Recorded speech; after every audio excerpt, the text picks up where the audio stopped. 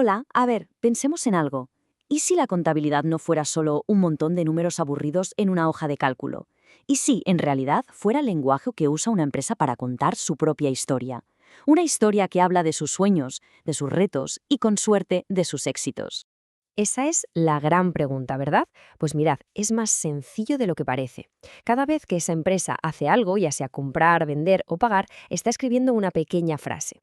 Y todas esas frases, una detrás de otra, van construyendo el relato completo de la vida de ese negocio. Bueno, vamos a ponerle un nombre oficial. La contabilidad es básicamente la gramática de este idioma. Es la que pone las reglas para que la historia que se cuenta sea clara, que tenga sentido y sobre todo que sea útil para quien la lee. Para que entendamos bien cómo se escribe esta historia, vamos a imaginarnos a nuestra protagonista, una pequeña panadería que acaba de empezar.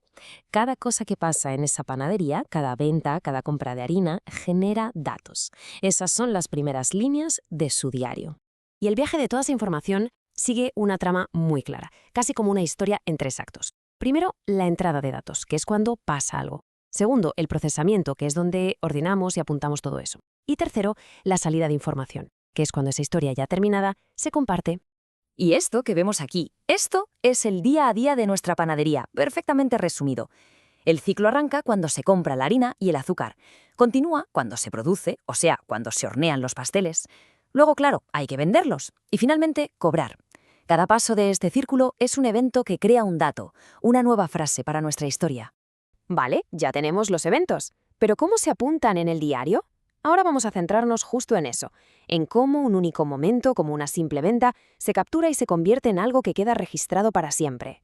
Imaginaos un día genial para la panadería. Venden un pastel de bodas espectacular, un exitazo. Este es un momento clave en el capítulo de hoy, un pequeño triunfo que por supuesto tiene que quedar bien anotado. Pero claro, no basta con decir qué ha pasado. Hace falta una prueba, un testigo de ese momento. Y ahí es donde entra en juego el documento comercial. Puede ser una factura, un ticket, un recibo, da igual. Es el papel que lo hace oficial y permite que lo apuntemos en los libros. Y aquí viene la parte más interesante, la magia de la contabilidad.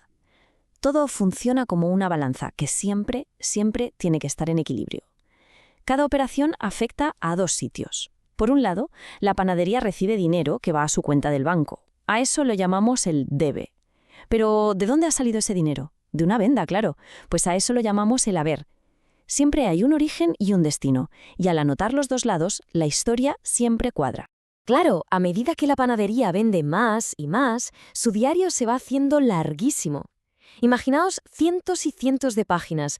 Para que todo ese mogollón de información siga siendo útil, hay que organizarlo en diferentes libros. Aquí la clave es diferenciar entre los registros principales, como el libro diario, y los auxiliares, como el libro mayor. Pensadlo así. El libro diario es la novela completa, donde se apunta todo lo que pasa, día a día, en orden. En cambio, un libro auxiliar es como un capítulo dedicado a un solo personaje. Por ejemplo, todo lo que le hemos vendido a un cliente concreto. Uno te cuenta la película entera, el otro te hace zoom en un detalle. Hemos visto cómo se escribe la historia, pero la pregunta es, ¿para quién se escribe? Todo este esfuerzo de apuntar y organizar tiene un fin, y es que alguien lo lea. Y la historia de nuestra panadería tiene muchos lectores interesados. Este diagrama nos da una muy buena pista de quiénes son esos lectores. No es solo una historia para la gente de dentro de la empresa.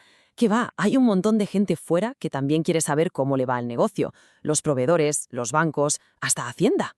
Podemos dividir a estos lectores en dos grandes grupos. Por un lado, los usuarios internos, que es la propia gente de la panadería.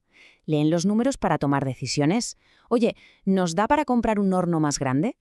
Y por otro, los usuarios externos, como un banco, que leen esa misma historia y se preguntan, ¿parece un negocio fiable como para prestarle dinero para ese horno? Al final, todo se resume en esto. La historia se escribe para ser leída. El objetivo de registrar cada movimiento de la empresa es muy claro: darle información útil a toda esa gente, de dentro y de fuera, para que puedan tomar buenas decisiones. Y con esto volvemos al principio. La contabilidad no es algo frío y distante, es la biografía de un negocio. Así que la pregunta que queda en el aire es, si un negocio, el que sea, el que tenemos o el que soñamos tener, contara su historia con números, ¿qué nos gustaría que dijera?